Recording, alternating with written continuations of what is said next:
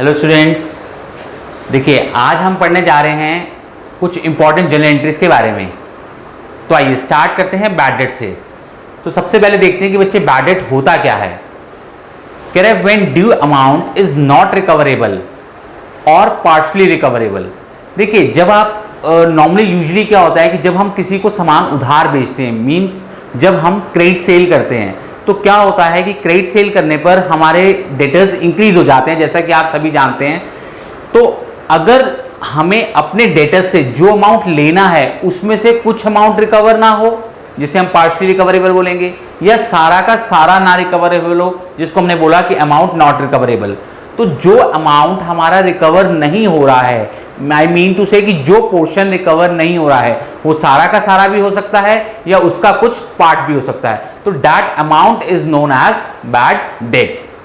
तो एक बार रीड करते हैं बच्चे, when due amount is not recoverable और partially recoverable then the amount not recoverable is known as bad debt. तो आपने यहां क्या ध्यान देना है कि जो अमाउंट रिकवरेबल नहीं है that is amount not recoverable.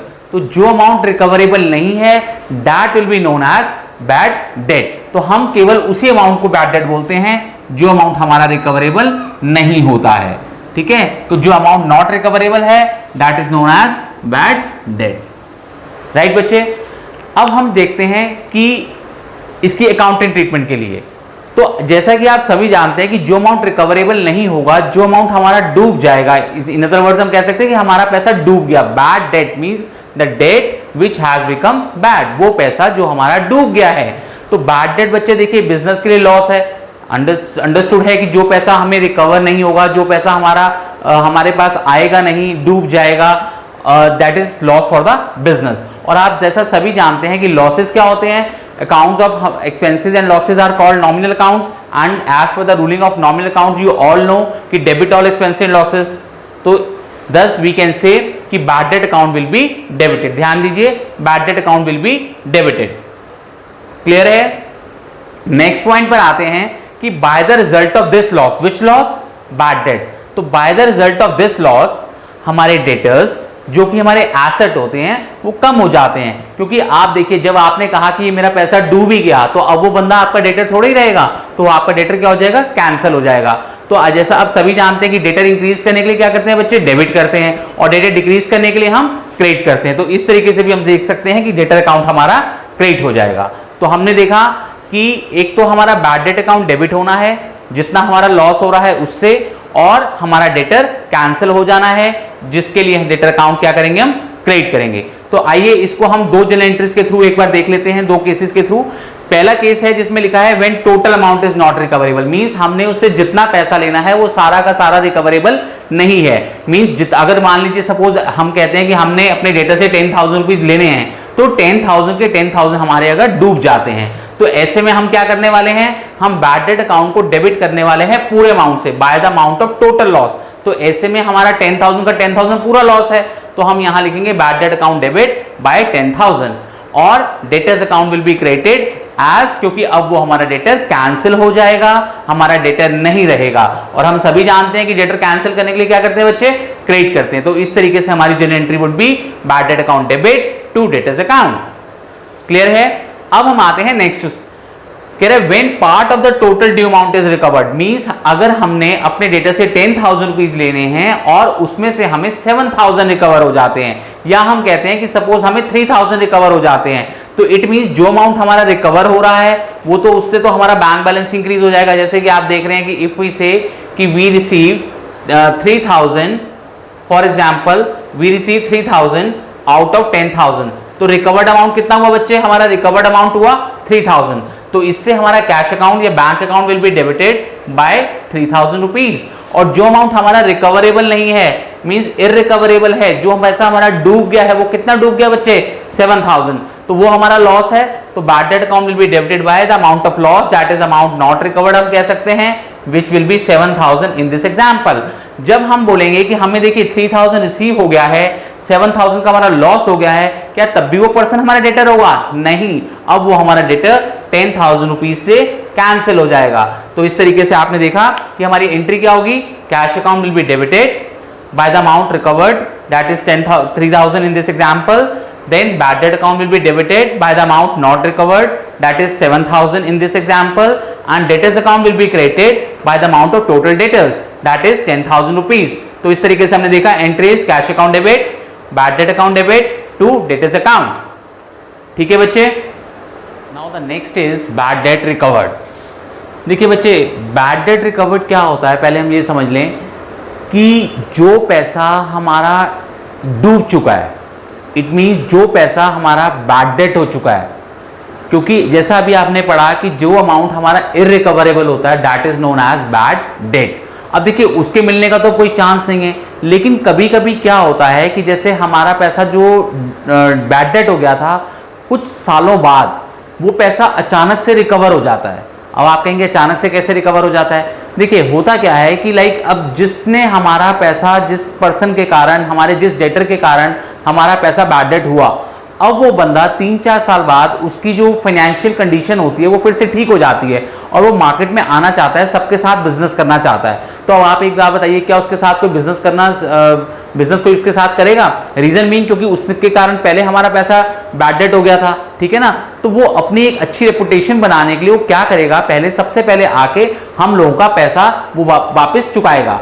ठीक है. मीन्स वो हमें पैसा हमारा रिटर्न करेगा, वो हमारे पास आएगा, बोलेगा कि भाई ऐसे ऐसे उस समय मेरी फाइनेंशियल कंडीशन ठीक नहीं थी तो मैं आप लोगों का पैसा नहीं दे सका, जिसके कारण आप लोगों का पैसा डूब गया. लेकिन अब मेरी मतलब फाइनेंशियल कंडीशन बहुत अच्छी है, अब मैं फिर से आप लोगों के साथ बिजनेस करना चाहता हूं, तो मैं सबसे पहले आप लोगों का जो पैसा उस समय डूबा था मैं उसको रीपे कर रहा हूं. तो ऐसे में अचानक से ये पैसा हमारे पास जो आ रहा है, क्योंकि देखिए हमारी बुक्स में उस डेटर का नाम खत्म हो चुका है, हम उसको डेटर कैंसिल कर चुके हैं, उस अमाउंट को हम अपना लॉस दिखा चुके हैं. तो अचानक से अगर ये पैसा हमारे पास आ रहा है तो ये हमारे लिए, बिजनेस के लिए क्या होगा, गेन होगा. तो बैड, इसको हम किस नाम से जानेंगे, इसको हम बोलेंगे बैड डेट्स रिकवर्ड, मतलब वो पैसा, डूबा हुआ पैसा जो हमारा रिकवर हो गया है. तो it is a gain for the business, और क्योंकि ये गेन है इसलिए इसको हम क्रेडिट करेंगे as per the ruling of nominal account, क्योंकि आप सभी जानते हैं as per the ruling of nominal account credit all income and gains होता है बच्चे. तो हेंस हमने क्या देखा कि bad debt recovered account will be credited. तो इस तरीके से हमारी जनरल एंट्री क्या हो जाएगी, कैश अकाउंट डेबिट और bank account debit to bad debt recovered account. Cash account debit कब होगा, अगर उससे हमें कैश आ रहा है, अगर उससे हमें चेक से पेमेंट आ रही है तो हम उसमें, उस सिचुएशन में क्या करेंगे, बैंक अकाउंट डेबिट कर देंगे. और bad debt recovered being a profit, being a gain, हमारा क्रेडिट हो रहा है. राइट. अब हम आते हैं नेक्स्ट टर्म पर, ड्रॉइंग्स. ड्रॉइंग्स बेटे जैसा आप सभी जानते हैं कि विड्रॉल ऑफ कैश और goods by the owner from the business for his personal use, domestic use, हम प्राइवेट यूज कुछ भी बोल सकते हैं. और अगर हम इसमें ये भी कह सकते हैं कि if any private payment made by the owner from the business, अगर जो ओनर है वो बिजनेस में से कोई अपनी प्राइवेट पेमेंट करता है, कोई अपनी पर्सनल पेमेंट कर देता है, लाइक अपने बच्चे के स्कूल की फीस बिजनेस में से पे कर देता है, अपनी इनकम के ऊपर टैक्स है वो बिजनेस मनी में से पे कर देता है, that is called, all called his private payments. तो ऐसे में उसको हम क्या बोलते हैं, ड्रॉइंग्स बोलते हैं. तो ड्रॉइंग्स जो बच्चे देखिए आप जो है ये हमारा पर्सनल अकाउंट होता है, क्योंकि ड्रॉइंग्स जो है किसको रिप्रेजेंट करती है, ओनर को. ठीक है. तो ये हमारा पर्सनल अकाउंट होता है. As per the ruling of personal account debit the receiver, credit the giver. तो हमें ये सोचना है सबसे पहले कि ओनर यहाँ पे रिसीवर है या गिवर है, क्योंकि यहाँ पे मनी कौन रिसीव कर रहा है, ओनर रिसीव कर रहा है. तो यहाँ पर जो ओनर है वो रिसीवर है, और रिसीवर क्या होता है बच्चे, डेबिट होता है, इसलिए drawings account will be debited. और अगर वो पैसा बिजनेस में से विड्रॉ कर रहा है then cash account will be credited. और अगर वो पैसा बैंक में से अपने पर्सनल यूज के लिए विड्रॉ कर रहा है then bank account will be credited. क्योंकि हम सभी जानते हैं कि जब हमारी कोई भी एसेट डिक्रीज होती है तो उसको हम क्या करते हैं, क्रेडिट करते हैं. तो cash account will be credited और bank account will be credited. तो इस तरीके से आपने देखा कि entry will be drawings account debit to cash account और बैंक अकाउंट. तो आइए अब हम पढ़ते हैं बच्चे कुछ ऐसी कॉमन जनरल एंट्रीज के बारे में जो बहुत इंपॉर्टेंट है और उनमें कॉमन रूल एप्लीकेबल है. देखते हैं कौन कौन सी ऐसी हैं. फर्स्ट आता है बच्चे goods given as charity. Goods given as charity, goods distributed as free sampled. Next is loss of stock by theft और fire, drawings in the form of goods, goods given as charity, goods given to the workers of the firm, goods used in making tools and implements for the factory. देखिए इन सब general entries में common क्या चीज है बच्चे आप एक चीज में नोट कीजिए कि इसमें कॉमन है कि सब में गुड्स की बात हो रही है। ध्यान दीजिए, सभी जर्नल एंट्रीज के अंदर हम गुड्स की बात कर रहे हैं। देखिए गुड्स, यहां भी आ रहा है गुड्स, यहां पर आ रहा है loss of stock, stock represent goods, यहां पर भी, इसमें भी गुड्स गुड्स, ये देखिए। तो ऐसे आप देख रहे हैं कि सभी एंट्रीज के अंदर किसकी बात हो रही है? गुड्स की। और आप एक चीज नोटिस करें बच्चे, इन सभी जर्नल एंट्रीज के अंदर, इन सभी ट्रांजैक्शंस के अंदर हमारे गुड्स कम हो रहे हैं विदाउट सेल। बच्चे आप नोटिस कीजिए कि बिना सेल किए हुए भी हमारे गुड्स कम हो रहे हैं। आप देखें, अगर हम गुड्स, बहुत सारे इंस्टेंसेस होते हैं जब हमारे गुड्स कम हो जाते हैं बिना सेल किए, जैसे अगर हम चैरिटी कर दें, ठीक है ना, तो चैरिटी में अगर हम गुड्स दे रहे हैं तो नेचुरली अंडरस्टूड है कि वहां पे हमारी सेल नहीं हो रही है। हमने फ्री सैंपल के तौर पे गुड्स को डिस्ट्रीब्यूशन कर दिया, गुड्स का डिस्ट्रीब्यूशन कर दिया, वहां पर भी हमारी सेल नहीं हो रही है लेकिन गुड्स कम हो रहे हैं। अगर हमारा सामान जल जाता है, हमारे गुड्स चोरी हो जाते हैं, तो ऐसे में भी हमारा गुड्स स्टॉक हमारा कम हो रहा है बिना सेल हुए। ठीक है, next is drawing in the form of goods. तो यहां पर भी ओनर अगर अपने पर्सनल यूज के लिए बिजनेस में से स्टॉक विड्रॉ कर लेता है, गुड्स विड्रॉ कर लेता है, तो यहां भी आप देख रहे हैं इस एग्जांपल में भी गुड्स कम हो रहे हैं बिना सेल हुए। अगर हम अपने स्टाफ को, अपने वर्कर्स को उनकी वेजेस की जगह पर हम उनको गुड्स दे देते हैं, तो यहां पर भी सेम रीजन है कि हमारे गुड्स कम हो रहे हैं बिना सेल हुए। और अगर हम लास्ट एग्जांपल में आप देखिए, हम अपने गुड्स को यूज कर रहे हैं टूल्स एंड इंप्लीमेंट्स बनाने के लिए, अपनी फैक्ट्री के अंदर हम टूल्स बना रहे हैं, उसके अंदर हमारे गुड्स का इस्तेमाल हो रहा है, तो यहां भी आप देख रहे हैं कि हमारे गुड्स कम हो रहे हैं लेकिन गुड्स की सेल नहीं हो रही है। तो आइए हम एक कॉमन रूल के बारे में जानते हैं बच्चे, कि जब भी ऐसा हो कि हमारे गुड्स कम हो रहे हों और सेल नहीं हो रही हो, ऐसे में आपने परचेज अकाउंट क्रिएट करना होता है। ऐसे में आपने क्या करना है? परचेज अकाउंट क्रिएट करना है। ये बच्चे देखिए, ये एक्सेप्शन टू द रूल है, मेरी बात ध्यान से अंडरस्टैंड कीजिए, ये एक्सेप्शन टू द रूल हम पढ़ रहे हैं क्योंकि इससे पहले हमने पढ़ा है कि purchase account will always be debited. क्या पढ़ा है? Purchase account will always be debited. तो ये एक्सेप्शन टू द रूल है कि जब भी हमारे गुड्स कम हो रहे हैं और सेल नहीं हो रही है, तो ऐसे में आपने परचेज अकाउंट क्या करना है? इन सभी सिचुएशन में आपने परचेजेस अकाउंट को क्रिएट करना है। हम यहां लिखेंगे purchases account will be credited. तो इन सभी सिचुएशन में परचेज अकाउंट क्रेडिट होगा। अब बात आती है कि डेबिट क्या होगा। तो बच्चे देखिए, डेबिट, अगर हमने गुड्स चैरिटी में दिए हैं तो ऐसे में चैरिटी हमारे लिए एक्सपेंस है, तो चैरिटी डेबिट होगा। अगर हमने फ्री सैंपल के तौर पे गुड्स का डिस्ट्रीब्यूशन किया है तो ऐसे में हम advertisement account, free sample account, sales promotion account, goods distributors free sample account use कर सकते हैं। और अगर हमारे सामान हमारा चोरी हो जाता है, जल जाता है, तो ऐसे में ये हमारा लॉस है और लॉसेस डेबिट होते हैं जैसा आप सभी जानते हैं। तो हम क्या करेंगे? उसमें यूज करेंगे loss of goods by fire account debit या फिर loss of goods by theft account debit. और अगर ये सिचुएशन है कि drawings in the form of goods है, तो ऐसे में आप सभी जानते हैं कि ड्रॉइंग्स पर्सनल अकाउंट होता है, ओनर को रिप्रेजेंट करता है, तो ओनर रिसीवर है यहां पर उन गुड्स का, तो वो ड्रॉइंग्स अकाउंट जो है वो डेबिट होना है। और अगर हम वो गुड्स अपने वर्कर्स को दे देते हैं उनके वेजेस के उस तौर पर, तो यहां पर आप देखेंगे कि हम वेजेस हमारा एक्सपेंस है, ठीक है, तो इसलिए wages account will be debited. And अगर हम अपने गुड्स को टूल्स एंड इंप्लीमेंट्स बनाने के लिए यूज कर लेते हैं, तो ऐसे में क्या होगा बच्चे? देखिए, ऐसे में हमारा एसेट इंक्रीज हो जाएगा and the name of asset will be tools and implement account. तो हेंस we know कि whenever any asset increases it will be debited, therefore here tools and implement account will be debited। तो आपने देखा कि example number 4 से लेके 4, 5, 6, 7, 8, 9 सब में कॉमन क्या है? सब में परचेज अकाउंट ने क्रेडिट होना है, सब में परचेज अकाउंट ने क्रेडिट होना है और डेबिट अलग अलग होगा। फर्स्ट एग्जांपल में चैरिटी डेबिट होगा, नेक्स्ट में एडवर्टीजमेंट या फिर फ्री सैंपल, ये सब चीजें डेबिट होंगी। देन इसमें loss of goods by fire debit होगा, इसमें ड्रॉइंग्स अकाउंट डेबिट होगा, इसमें वेजेस अकाउंट डेबिट होगा, इसमें टूल्स एंड इंप्लीमेंट डेबिट होगा। लेकिन कॉमन बात क्या है कि सबकी जर्नल एंट्री में परचेज अकाउंट क्रेडिट होगा। रिवाइज कीजिए बेटे आप लोग। आइए बच्चे, अब हम पढ़ते हैं loss of stock by theft और फायर के बारे में। अभी जैसे हमने इसकी जर्नल एंट्रीज की थी, that was loss of stock by theft और fire account debit to purchases account. मैं आपको एक बार फिर से रिवाइज करवा दूं। बच्चे देखिए, ये हमने डेबिट इसलिए किया है क्योंकि ये यहां पे गुड्स का लॉस हो रहा है, जो कि बिजनेस के लिए लॉस काउंट होगा। और लॉसेस के जितने भी अकाउंट होते हैं वो सारे नॉमिनल अकाउंट होते हैं, और as per the ruling account हम अपने लॉसेस को क्या करते हैं, डेबिट करते हैं। और यहां पर नेम ऑफ लॉस कौन सा यूज होने जा रहा है, loss of stock by theft account या फिर loss of stock by fire account. तो इस तरीके से हमने इस अकाउंट को डेबिट कर देंगे। और अब क्वेश्चन आता है कि हमने क्रेडिट कौन सा अकाउंट करना है।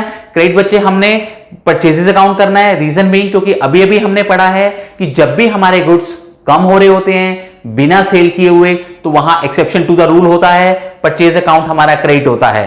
ठीक है, तो इस तरीके से loss of stock by theft और फायर की आपने जनरल एंट्री देखी, लॉस ऑफ स्टॉक और theft account debit to purchases account. अब हम आते हैं बच्चे कि in case goods were not insured, कि अगर हम लेके चलते हैं कि जो गुड्स हमारे आग लगी है, जिनमें जो जले हैं, अगर उनकी इंश्योरेंस बिल्कुल भी नहीं थी, ऐसे में आप समझते हैं कि अगर हम एग्जांपल लेके चलें कि हमारे 10,000 रुपीज के गुड्स जल गए हैं तो वो पूरा का पूरा 10,000 हमारे लॉस है। तो हमने पढ़ा है कि जितना भी हमारा लॉस होता है उसको हमें प्रॉफिट एंड लॉस अकाउंट से राइट ऑफ करना होता है। इन अदर वर्ड्स हमें प्रॉफिट एंड लॉस अकाउंट को डेबिट करना होता है by the amount of total loss, और उस एक्सपेंस को, उस लॉस को जो हमने पहले अकर हुआ है, इंकर हुआ है, उसको राइट ऑफ करना होता है, मतलब कैंसिल करना होता है at the end of the year. तो अब हम क्या करना है, हमने क्योंकि हमारे गुड्स इंश्योर्ड नहीं है तो पूरा का पूरा 10,000 हमारा लॉस है, तो उसके लिए हम प्रॉफिट एंड लॉस अकाउंट को डेबिट कर देंगे, और loss of stock by theft और फायर अकाउंट को, जिसको हमने पहले डेबिट किया था, अब हम क्रेडिट करके कैंसिल कर देंगे। तो इस तरीके से हमारी एंट्री होगी, profit and loss account debit to loss of stock by theft और fire by the amount of total loss. अब हम आते हैं बच्चे in case goods were insured, अगर हमारे गुड्स जो जल गए थे उनकी हमने इंश्योरेंस करवा रखी थी, तो ऐसे में आप समझते हैं सबसे पहले हमारा काम क्या होगा, सबसे पहला हमारा काम हुआ कि हम इंश्योरेंस कंपनी को अपना डेटर बनाएं। क्यों, क्योंकि हमने उन गुड्स की इंश्योरेंस करवाई हुई है। तो हम क्या करेंगे, इंश्योरेंस कंपनी को अपना डेटर बनाएंगे। और आप सभी जानते हैं कि हमने कभी भी किसी को डेटर इंक्रीज करना हो तो बच्चे क्या करते हैं, डेबिट करते हैं। तो क्योंकि हमने इंश्योरेंस कंपनी को डेटर बनाना है इसलिए हम इंश्योरेंस कंपनी को यहां पे डेबिट करेंगे bye the amount of total loss. तो हमारा 10,000 रुपीज के गुड्स जले थे तो हमने इंश्योरेंस कंपनी को अपना डेटर इंक्रीज कर दिया पूरे 10,000 रुपीज से, और इस लॉस को हमने जो कि पहले डेबिट किया था उसको कैंसिल कर दिया। रीजन बीइंग, बेटे ध्यान से समझिए कि जब हमारे गुड्स जल गए थे तो हमने इसको लॉस शो किया। अब जले हुए गुड्स का जो पैसा था 10,000 वो हमें इंश्योरेंस कंपनी से मिल रहा है। जब वो पैसा हमें इंश्योरेंस कंपनी से मिल जाएगा, क्या तब भी वो हमारा लॉस रहेगा? तब वो हमारा लॉस नहीं रहेगा। तो ऐसे में क्या होगा, इस लॉस को हमें वापस क्या कर देना है, डिक्रीज। जिस लॉस को आप ध्यान दीजिए, यहां पर इस एंट्री में हमने लॉस को क्या किया था बच्चे, इंक्रीज किया था, और यहां पर हम इस लॉस को क्या कर देंगे, डिक्रीज कर देंगे। क्यों? क्योंकि अब हमें ये वाला पैसा इंश्योरेंस कंपनी से मिल रहा है या मिल जाएगा। हमने उसकी जगह पे इंश्योरेंस कंपनी को अपना डेटर बना लिया है। अब बात आती है कि आपने तो इंश्योरेंस कंपनी को अपना डेटर बना लिया, नाउ द क्वेश्चन इज कि इंश्योरेंस कंपनी आपको पूरा पैसा देती है या पूरा पैसा नहीं देती है। तो पहला केस हम लेते हैं जब इंश्योरेंस कंपनी आपको पूरा का पूरा 10,000 रुपए दे देती है, when the full amount of claim is received from insurance company. तो ऐसे में अगर आपको पूरा का पूरा 10,000 रुपए मिल जाएगा तो आपका बैंक बैलेंस बच्चे इंक्रीज हो जाएगा 10,000 रुपीज से, क्योंकि बैंक आप सभी जानते हैं आपका एसेट है, and whenever any asset increases will be debited. और जब आपको पूरा का पूरा 10,000 रुपीज मिल जाएगा, क्या तब भी इंश्योरेंस कंपनी आपकी डेटर रहेगी? बिल्कुल भी नहीं। तो इंश्योरेंस कंपनी आपकी डेटर क्या हो जाएगी बच्चे, कैंसिल हो जाएगी। और आप सभी जानते हैं कि डेटर को कैंसिल करने के लिए क्या करते हैं, क्रेडिट करते हैं। तो hence insurance company account will be credited and bank account will be debited by the full amount that is 10,000।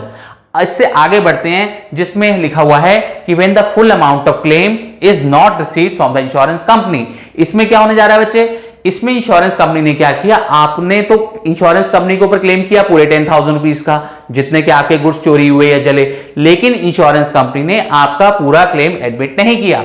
Insurance company ने आपका क्लेम एडमिट किया ओनली 7,000 आउट ऑफ 10,000। तो इस तरीके से आपने देखा, अगर इंश्योरेंस कंपनी आपके 10,000 के क्लेम में से 7,000 रुपए का क्लेम एडमिट करती है तो आपको कितना लॉस होने जा रहा है, 3,000 रुपए का आपको लॉस होने जा रहा है। और हमारी जो पीछे की स्टडी है वो ये कहती है कि जितना भी आपको लॉस होता है उसके लिए आपने प्रॉफिट एंड लॉस अकाउंट को डेबिट करना होता है। तो यहां पर आपका लॉस कितना रहेगा बच्चे, 3,000। तो आपको अब हमें 3,000 रुपीज से प्रॉफिट एंड लॉस अकाउंट को डेबिट करना है। तो यहां हमारी हेडिंग क्या है, when the full amount of claim is not received from the insurance company, और एग्जाम्पल के हिसाब से we are getting 7,000 out of 10,000। तो जब हमें 7,000 रुपीज मिल रहे हैं तो आप देखेंगे कि हमारा बैंक अकाउंट बच्चे इंक्रीज हो जाएगा 7,000 रुपीज से। ठीक है, मैंने यहां मेंशन भी किया है by the amount received as claim admitted, और जितना अमाउंट हमारा इररिकवरेबल है, जितना अमाउंट हमें नहीं मिल रहा है, उससे हम प्रॉफिट एंड लॉस अकाउंट को डेबिट कर देंगे, which is 3,000 in our example. और अब आप देखें कि जितना हमें पैसा मिल गया है और जितना हमने लॉस शो कर दिया है, उसके बावजूद क्या इंश्योरेंस कंपनी हमारी डेटर रहेगी? नहीं। तो इंश्योरेंस कंपनी हमारी डेटर क्या हो जाएगी? कैंसिल हो जाएगी, और डेटर कैंसिल करने के लिए क्रेडिट किया जाता है। तो इस तरीके से आपने देखा, entry will B bank account debit bye 7,000, profit and loss account will be debited bye 3,000 and insurance company account will be credited bye 10,000 rupees. तो बच्चे, अब आपने इन सभी जितनी भी जर्नल एंट्रीज की आज हमने डिस्कशन किया है, उन सभी जर्नल एंट्रीज को आप अच्छे से रिवाइज करेंगे, उनकी प्रैक्टिस करेंगे, इलस्ट्रेशंस के अंदर उनको आप करके देखेंगे, और जो भी आपके डाउट्स आते हैं उनको आप नेक्स्ट लेक्चर से पहले नोट करके रखिएगा, ताकि हम उनके डाउट्स अगली क्लास में ले सकें।